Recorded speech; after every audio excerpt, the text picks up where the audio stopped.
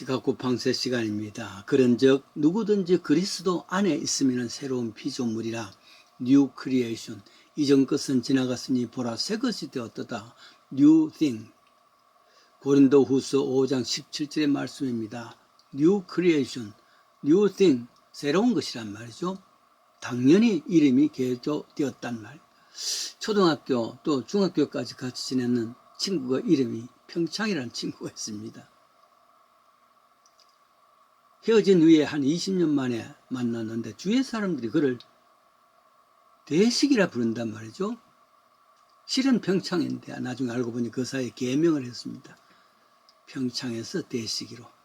한국에서 이름을 바꾸는 것이 처음에는 참 어려웠는데 요즘은 그렇게 어려운 것도 아니랍니다. 우선 동사무실 가서 주민등록증 또 가족 등 증명서 그리고 헌금 3만 원 내면은 가정법원에 민원을 제출할 수 있는데 이때 왜 개명하여야 되느냐 이유를 적으면 된답니다. 2, 3개월 후에 법원에서 판결이 나와서 이름을 바꿔주는데 그걸 한 달 이내에 자기가 속한 시청에 제출하면 해결된답니다. 천주교에서는 아기가 태어나면 요하세례 그때 이름을 줍니다. 세례명이라 그러죠. 주로 부모가 좋아하는 성년들의 이름입니다. 논산훈련소에서 훈련원들이 함께 세례를 받는데 천주교의 일입니다. 병사들을 일일이 이름을 다 주기 위하여는 참 어렵단 말이죠. 그래서 1중대는 전부 아무개로, 2중대는 또한 성년 이름 아무개로 이렇게 줬다 그러죠. 신교는 따로 세례명이라는 부르는 없습니다만은 그래도 성년들의 이름을 사용합니다. 요한 혹은 요셉, 사무엘, 여호수아 같은 이름도 있지 않습니까? 여자들은 에스더, 한나 등을 사용합니다. 아니면은 그 예수의 의미를 같이 사용하는 사람들도 많죠. 가령 아예 이름이 예찬이다 그러면 예순 찬양입니다. 하영이라는 이름도 있습니다. 하나님 영광입니다. 예원은 예수님의 원하는 아이 뭐 이런 거겠죠. 계명에 대해서 이야기를 나누는 것은 성경에서 나오는 이름의 계명 때문입니다. 이제후로는 내 이름이 아브라함이 아니고 아브라함이라. 이름이 바뀌어졌단 말이죠. 창세기 17장 5절입니다. 계명을 해주었습니다. 아브라함은 고귀한 이름. 아브라함은 만국의 아버지 이렇게 분류가 됩니다. 창세기 16장 이전에는 아브라함, 이후에는 아브라함 이렇게 달리 바뀌어지죠. 결국 야곱도 이스라엘로, 사도 바울이 사울이었는데 바울로 그렇게 바뀌어졌습니다. 만약에 그런 것 같으면 가령 이름이 바뀌면 그 인격도 같이 바뀌는가? 그건 아니죠.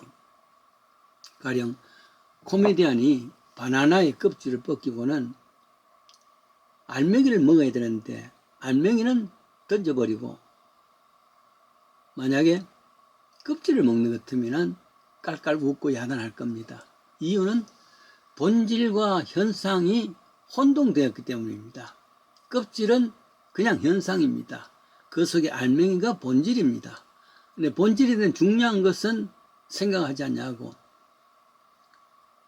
외모에 나온 거 이걸 버렸단 말이죠. 먹었단 말이죠. 그러니까 문제가 웃기는 것이죠. 사람이 이름을 개명했다는 것은 현상만 바뀌어졌습니다. 이름이 바뀌어졌다고 그 내용, 그 인격 자체가 바뀌어지는 것은 아닙니다. 그러나 성경에서 하나님께서 아브라함에게 아브라함하고 개명하는 것은 앞으로 아브라함이라는 이름으로 되어질 것이라는 소망을 줬단 말이에요. 아브라함은 그냥 아브라함이라면 온 사람들이 아버지라, 만국의 아버지라 그렇게 했습니다.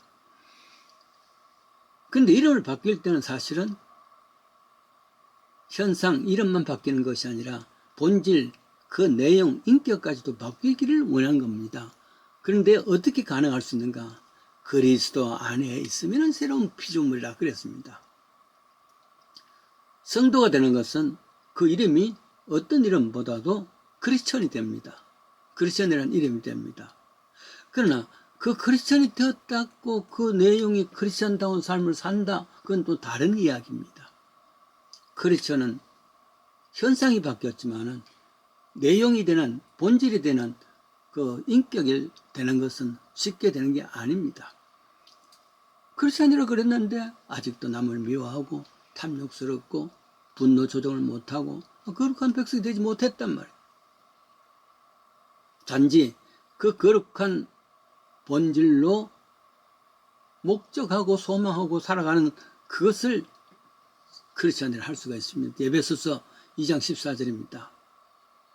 그때는 너희는 그리스도 밖에 있고 외인이여 세상에서 소망도 없고 하나님이 없더니 이제부터는 너는 외인도 아니고 손도 아니고 오직 성도들과 동일한 시민이요 하나님의 권속이다. 그리스도 안에 있으면 이렇게 외모가 되는 현상도 크리스찬이 되었지만은 본질이 되는 내 인격이 새 사람이 되는 것이단 말이에요. 고등학교 때 함께 새벽 예배에 열심히 참여하면서 신앙생활을 같이 하던 몇 친구들이 있었습니다. 학교 동창이자 이웃 친구자 또 교회 친구입니다. 그때 참 순수한 마음으로 열심으로 같이 믿음 생활을 했습니다. 그때 몇 친구들이 모여가지고 자기 이름을 부르지 말고 자신들이 가장 약한 점을 들어서 이름을 계명하자. 그렇게 불러줌으로 말미암아 그 약한 점을 고칠 수 있지 않겠는가. 첫째 아이가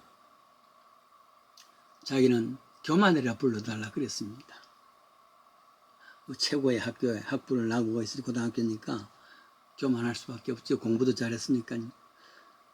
근데 그게 자기로서는 믿음의 제일 걸림돌이란 말이죠. 그래서 다른 사람이 교만하고 불러준다면은 그때마다 생각을 다시 할 수 있을 것이다. 두 번째 아이는 자기 이름을 엄난이라. 여학생만 보면 딴 생각을 하니까 엄난이라 불러달라 그랬습니다. 전 생각하다가 늘 주눅들고 실천하기가 어렵고 늘 미루고 이런 사람이니까 차차 나중에 그런 아주 잘못된 인격이란 그걸 고치기 위해서 나는 차차라는 이름으로 불러달라 했습니다.